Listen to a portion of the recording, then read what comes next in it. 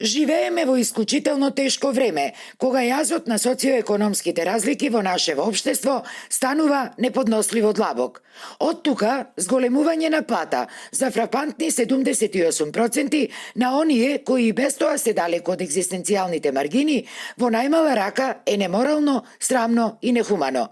Доколку владата не го ревидира ова, иако треба итно да го стори тоа, ние, како функционери, најмалку што можеме да направиме е да покажеме емпатија и солидарност со нашите граѓани и избирачи кои и не донеле до овие функции, а кои се дават во сиромаштија.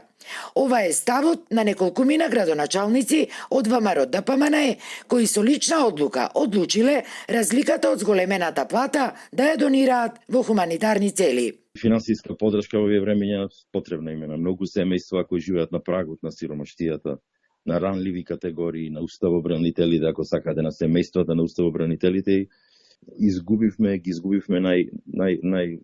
вредностите кои би требало да бидат столб на едно општество. Хуманоста, човеколюбието, солидарноста пред се.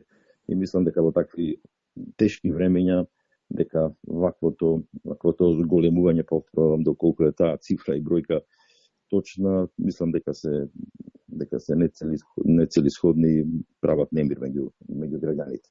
Тоа е скромен прилог, скромен чин мој. На ист став е и прилепскиот градоначалник Борче Јовчевски, кој на својот Facebook профил напиша: "Како градоначалник на општина Прилеп, јас секогаш настојувам да бидам прв меѓу еднаквите.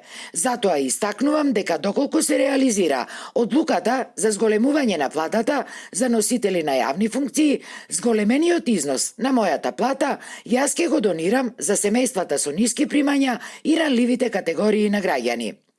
Тимчо Муцунски пак, градоначалник на Скопски аеродром, повикувајќи ги и другите своји колеги од сите партии, јавно напиша: "Уставниот суд донесе одлука.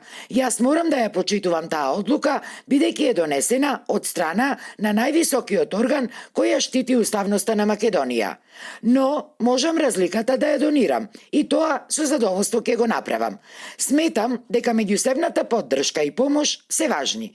Среќата не зависи од тоа колку имаме, туку од тоа колку можеме да помогнеме и да направиме за другите." Инаку, со одлука на Уставниот суд, од денеска платите на функционерите ќе бидат повисоки за баснословни 78%, што според експертите е загрижувачка одлука која не враќа во ерата на транзицијата. А според граѓаните пак, кои постојано се на протести, молејки за минимални покачувања на мизерните плати, ова е невидено бесрамие на власта.